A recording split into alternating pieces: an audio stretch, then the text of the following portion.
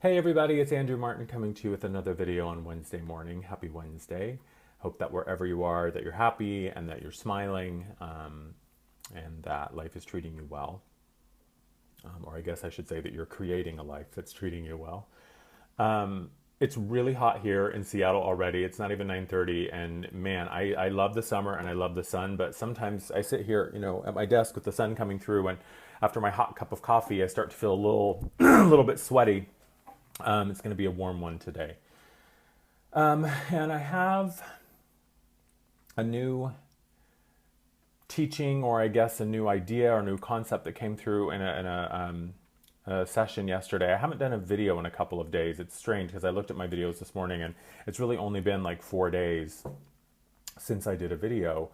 But for some reason, it feels like a lifetime ago. I'm just, the concept of time and the illusion of linear time becomes more and more fluid and less concrete for me these days. And so what feels like, according to the calendar, only 4 days ago, energetically and from my perspective feels like it was just a lifetime ago. It's very strange. But I got some new information yesterday in a couple of sessions with clients. And I've been, when it came through yesterday, I knew that there was a video in there and that I was going to be sharing this on a video. And this is already like my third attempt at recording this video today. So if you're watching this, then obviously I got the message to a point where I felt it was concise and articulate enough to share it with you. Because so often, so much of what I receive is just so spontaneous and so of the moment and such it's more of an energetic impulse than anything else. And oftentimes my words, to try to filter this level of energy that I'm accessing, to try to filter it through language and words sometimes just feels so limiting, or it feels like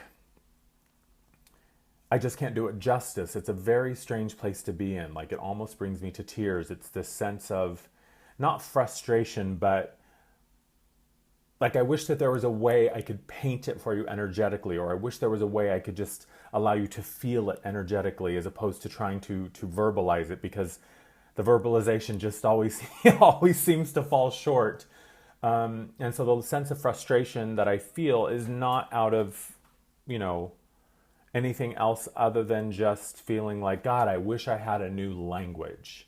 I wish I had a different way to express these things to you. But until such time as we can all communicate telepathically, or I can just transmit things energetically to you, I suppose the words will have to suffice. And yet at the same time, I'm also remembering, what a client told me yesterday was that, so much of what she receives from my videos is on an energy level. And sometimes it's not really the words that I'm saying, but the energy that's being transmitted. And that I do understand. And that happens and becomes very clear to me during my channeling sessions. Whenever I'm channeling Amar for someone, the energy that I feel coming through, especially yesterday's session was very powerful. The energy that I feel coming through blows my mind. It's astounding, and oftentimes leaves me speechless and humbled to the point of just almost breaking down in tears, just in not because I'm sad, but because it is just this energy and this feeling that is just so profound and so all-encompassing and so loving and so unconditional and compassionate, and it's pretty amazing. So I guess I just have to trust that through my words and the transmission of this video and the energies that accompany it, that there will be an understanding that perhaps transcends language and perhaps transcends words and transcends what you are hearing with your physical ears. And maybe it is about, just allowing yourself to also feel what's coming through these messages. And then, the minute that I say that, I hear my, my inner critic going, calm down, Andrew, it's just a video. But I have really begun to realize the past few days that the power of what I am able to do with people is pretty amazing. And again, I've said this before, it's a very strange place to be, because on the one hand, I absolutely take responsibility for and I own the magnitude of what I have been able to do in my own personal life, which has allowed me to get to this point where I can bring through the energies that I bring through for people in the way that I can help them. And so I do take responsibility for that, and I'm proud of that accomplishment and the commitment that I've made to doing the work and living this life of service. And yet at the same time, it's, you know,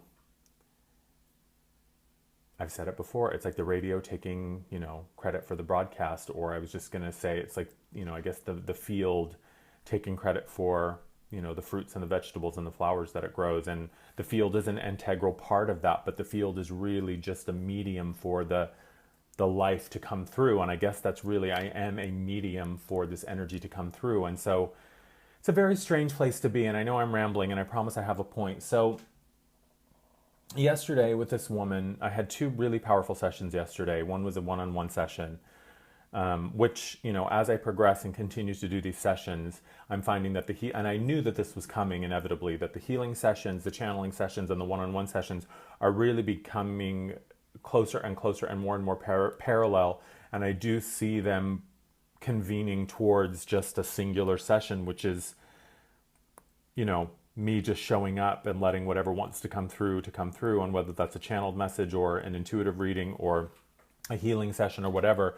I think ultimately it's going to be irrelevant what I call it. It's about me just showing up and meeting the moment and the client with whatever they need in the moment, in that point in time. So, but anyway, so the sessions yesterday were really powerful, and, you know, one was both were really super amazing women. And the first one was a woman who was having some difficulty with, you know, just feeling like what she was manifesting was what she wanted, or feeling like she had sort of lost her faith for a moment in terms of, you know, this whole idea of manifestation and us being, you know, energetic infinite beings. And she had a very traditional background with education in the medical field and the mental health field. And so she was struggling with this part of her brain that was very logical and very rational, and didn't, you know, really put much weight in the concept of, you know, the non-physical and the unseen and the sort of the quantum energetics and you know, all the stuff that I do. So it was very, very interesting. But the thing that I took away from it that was most profound was this reminder that, you know, she kept talking about manifestation and the things that she wanted to manifest. And when she was talking about manifestation, she was specifically talking about the positive things that she wanted, the dreams and the ideas and the goals that she had for herself, professionally and personally.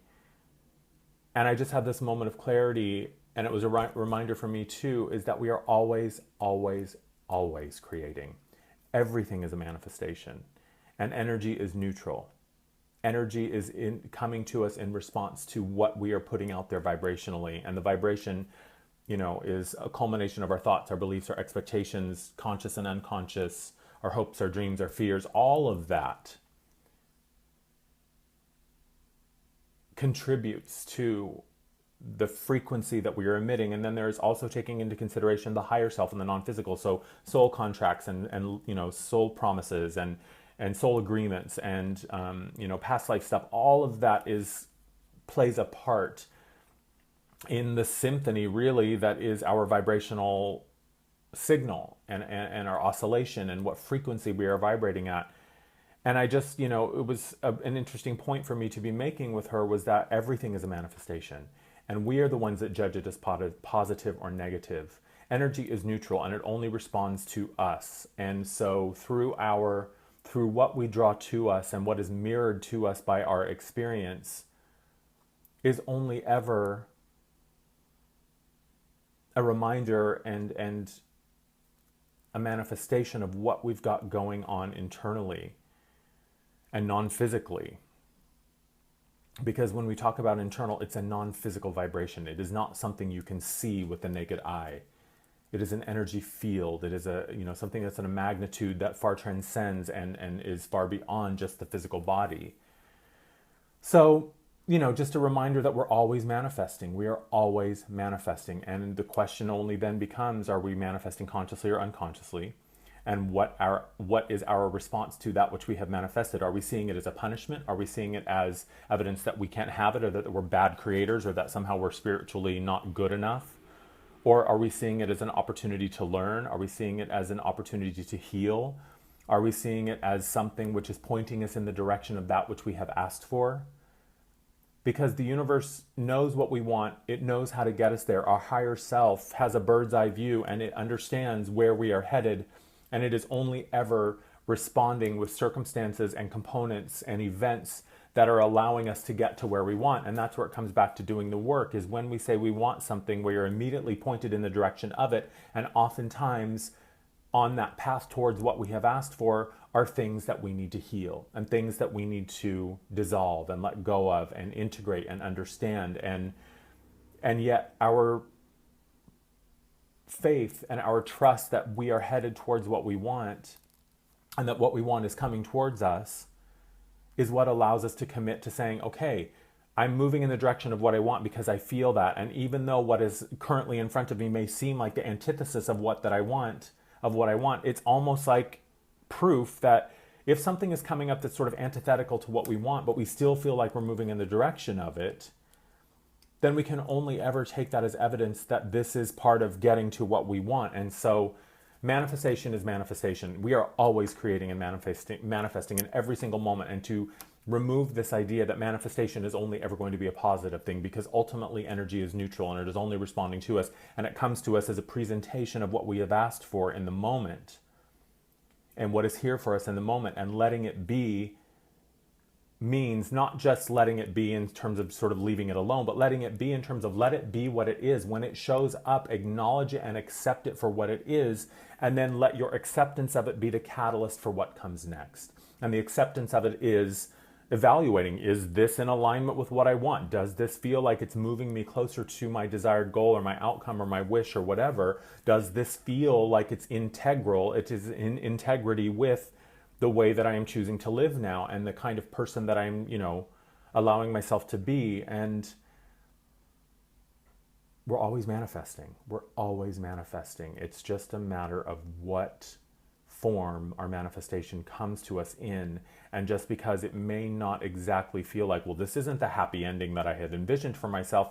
Well, no, but it doesn't mean that you're not on the way to that happy ending. And sometimes the work that shows up for us to do is, and I've said this in that, you got to do the work video. Sometimes the work that we are called to do to get to what we want is the work of confronting our beliefs of why we think we can't have what we say we want. I don't want to belabor this point anymore because I feel like I've said it a million times, but I think what's important is that, presenting it in a way that sometimes is different, or maybe trying to come at it from a different angle, allows maybe a new understanding or a connection to it in a different way. Because ultimately the messages and the teachings that I share are no different than kind of the universal truths that have been shared for centuries. But it's the way that I'm able to share them, and I suppose my personal individual energy signature that I'm able to put on them, that allows maybe people to hear them in a new way, or hear them for the first time, or understand them. So that was the first one, and it was a really powerful session because she came in very sort of distraught and disconnected, but with her mind open to the possibility, because otherwise why would she have been here, right? I mean, if she didn't believe that what she wanted was possible, then it wouldn't even have dawned on her to seek me out for a session. So she ended, I think, in a much more positive place and felt really good about it, and was able to sort of see more clearly about where she was moving. And it ultimately just came down to, allowing the void to be there and trusting that just because what she wanted wasn't there yet, that didn't mean it wasn't coming. And in actuality, the desire for what she wanted was proof that it actually existed, because it was a future aspect of herself on a quantum level, calling to her and saying, hey, what you want is over here. And if you listen to me, and if you're willing to move through this sort of discomfort and this zone of not really having a plan and not really knowing, because again, we're only ever creating in the moment now. Step 1, step 2, step 3 is an old, outdated way. It doesn't work anymore. And if you continue to trust and be guided by the desire and the vision that you have of what you want, you will get there. And then the second session was a channeling session with this beautiful, powerful, amazing woman who had had a whole lot of crappy stuff happen to her in her life. And, again, oftentimes when I'm working with clients who, most of us would look at their life and say, wow, that's a really tough road. And man, that's a really, some heavy, serious shit has gone down for this person. It would be very easy for us to judge, and say, wow, I have it so much better. But it's not really about that, because ultimately we all do choose the incarnation that we need most to learn whatever it is that we need to learn. And sometimes I find those of us who have really, really rough starts in life and kind of had a, a shitty first chapter or first and second chapter of our lives, usually it's because we are so bright and so powerful, and we all are. I'm not discounting anybody's, saying anybody's more or less powerful, but I guess my point is that some of us have a much tougher road in the beginning, because where we are called to and the peaks that we are aspiring to are very high and very vast and very, very, very meaningful in a way that, the volume is just turned up really, really loud on some of our lives. And it's just all, part of a human experience and our individual expression. But so Amar was, channeling for this woman this idea of emotional states. And when we are in our life and when we are in places in our lives that feel emotionally really, really heavy, really dark, or really sad, or really scary, or traumatic, or painful, that it's not about discounting the pain that is inherent in those moments. Because while from a physical perspective, it's all leading us towards something really, really great. And yes, from a soul perspective, we choose our lives and we choose our experiences because we know that it will allow us to grow, and that ultimately we understand that our human experience is really just a page in a book, right? It's a chapter in a book, and it is no more or less meaningful than any other chapter, but ultimately, to take it out of context, it's just a chapter, right? And it is not the entirety of the experience. And so, but still, when we were having a very painful human experience or a very traumatic one, the point was that they brought through, and the reminder was that evolution and change is constant, that transformation is the nature of the universe. Inherent in everything is transformation, and it is transformation is kind of the only constant in terms of a state, and that all emotional states are transitory by nature, and all emotional states are temporary. And no one state is more or less important or more and less meaningful. They all have their value. And yet, to understand through our own non-attachment to it, that it is our resistance to any given state that creates turmoil and struggle. And we are always, each of us, searching for equilibrium within a current emotional state. So when we're super, super happy, for most of us, it's very easy to maintain an equilibrium and a balance within the state of happiness. However, I think of people that I've worked with who are addicts and recovering, alcohol and drug addicts or whatever addicts. And sometimes intense happiness is a trigger for them because it becomes something that they can't deal with because they're so used to being numb that sometimes intense happiness becomes something that triggers them to want to go numb through whatever they choose to use to numb. And then, for some of us, intense sadness or unhappiness or pain or traumatic states, for a lot of us, feel like it's going to go on forever. And there's this sense of panic and this sense of worry that, oh my God, this is how my life is going to be. Like, this is the end point. Like, I'm always going to be sad. And am I ever going to feel happy? We've all had those moments. I've had those moments of being so profoundly unhappy in life and just wondering, when is it ever going to end? And yet for some of us, whether or not it's good for us, we get comfortable in pain. We get comfortable living in unhappiness. We get comfortable being frustrated or angry because whether or not it's good for us, it's familiar and we understand how to navigate within it. And yet life is always calling us to transform. And life is always prompting us to expand our experience through choices and experiences that are new. Which is why following the path of the soul and the spirit sometimes feels so scary, because when we're creating from the heart and from the spirit and following our true path of who we really are, then it's always on some level a new experience that we've never experienced before. And so the mind, of course, it freaks out because if the mind hasn't experienced it, it automatically perceives it as danger because it's just playing the role of protector. So that's why it can feel so scary. But again, it is our resistance to the transitional nature of an emotional state that causes us pain and trauma. And so emotional states are passing through us and in front of our awareness like a cloud over the sun. And when we attach to it and root ourselves in it and think that, okay, this is the pinnacle of happiness, or this is the low point of my life, the nadir of sadness or despair, and we attach to it because we get so afraid that either it's going to leave us or that we're always going to be here, we just resist it and we start to push against it, or we try to root it in place. And either way, whether we are pushing against something or whether we are trying to hold on to something because we think it can never be any better, or we're afraid to let it go and experience something new, either way, we are anchoring it into our reality. And that's where struggle begins to happen.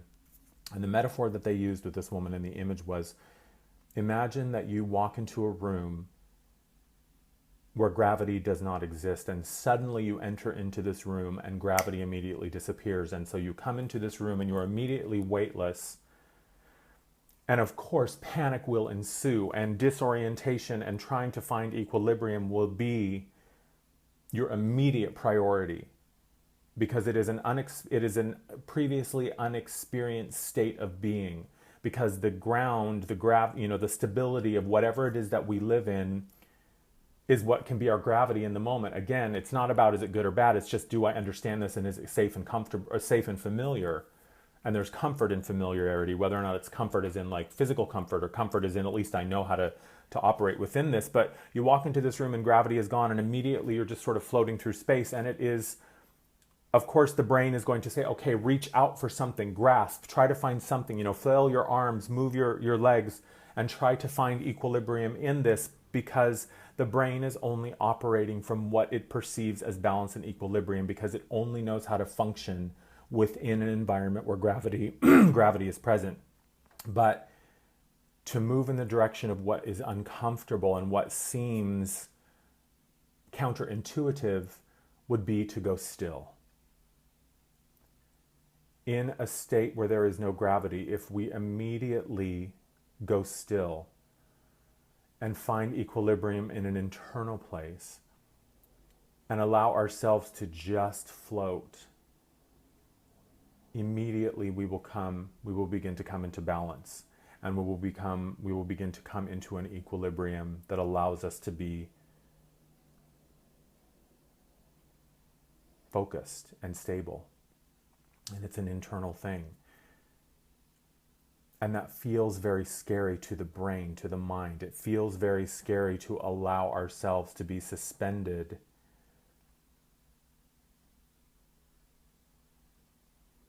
in the absence of security, the absence of gravity.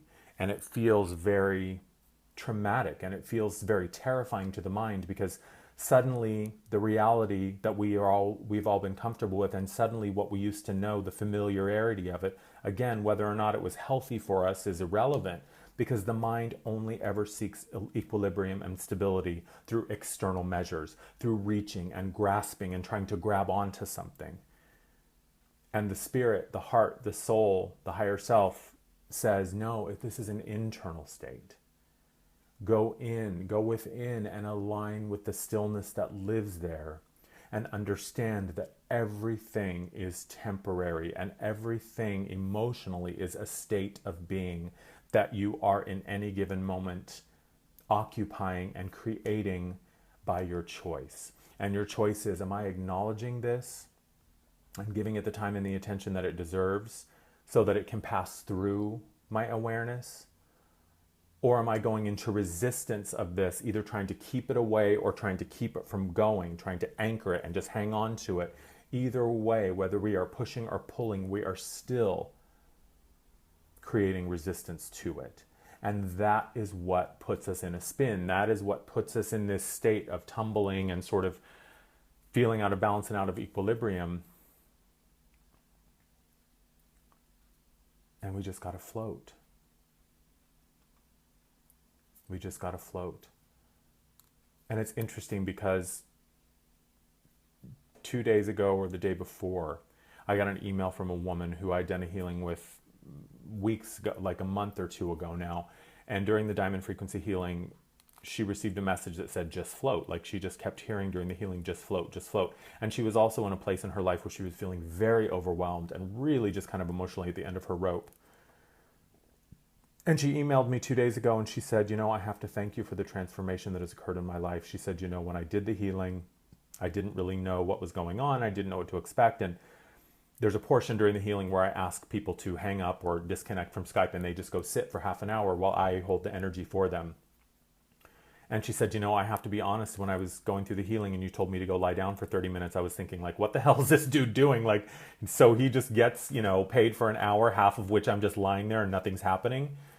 But she said, she was like, the gift of the message that I received, just float, has completely transformed my life. She said, and for the first time, I feel free, I feel open, I feel happy, I feel alive, I feel connected.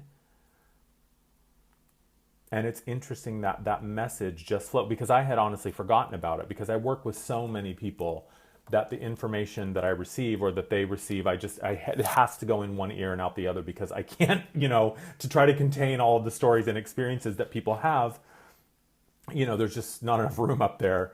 But what's interesting is anytime anybody comes to me and reminds me of an experience that they had, I immediately recall it. So it's always there energetically and I can always access it. And when she was telling me about the just float lesson, I remembered it. And so that's the message, is just float. Everything is a transitory state. An emotional state is by nature elusive and transformative.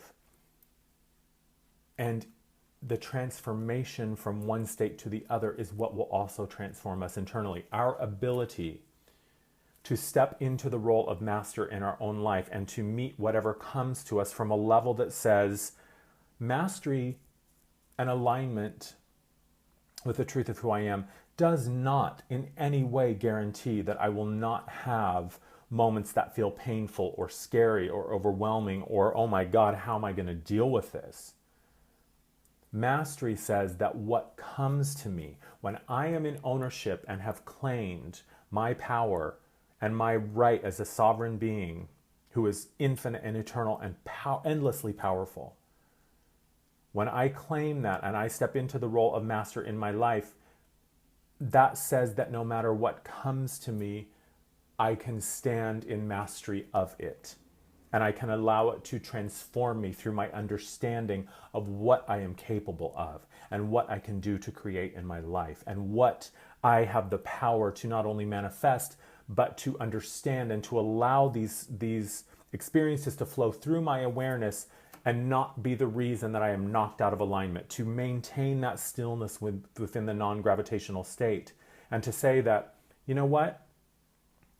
The only thing that guarantees my stability and my equilibrium within the entirety of my human experience is my ability to maintain stillness and my ability to stay centered in the truth and the light and the knowledge of who I am in a way that says, you can't fuck with me.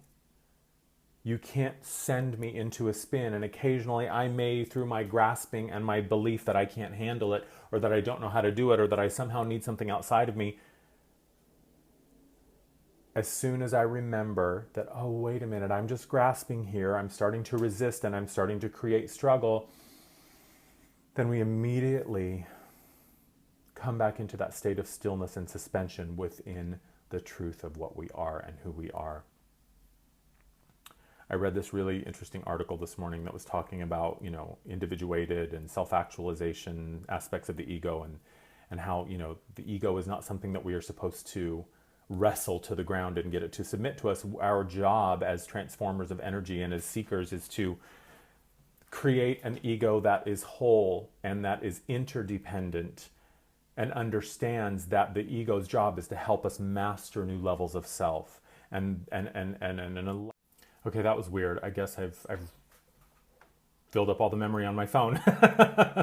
So my video just stopped recording randomly. So what my point is, and I'll finish this up, is that it's about allowing the ego to become a partner in our transformation and understanding of new levels of self. And what an interesting line in this this article was that, you know, the ocean is doing what the wave is doing, and the wave is doing what the ocean is doing. The two may seem to be separate, but they are really a part of the same system and the same construct. And that's what we are. You know, our choices and our actions that are inspired by our choices are the universe doing what we are doing. Our choices and our creations and our actions is source doing what we are doing. So there is no judgment of our actions and our choices and our creations as good or bad, negative or positive, you know, sinful or divine.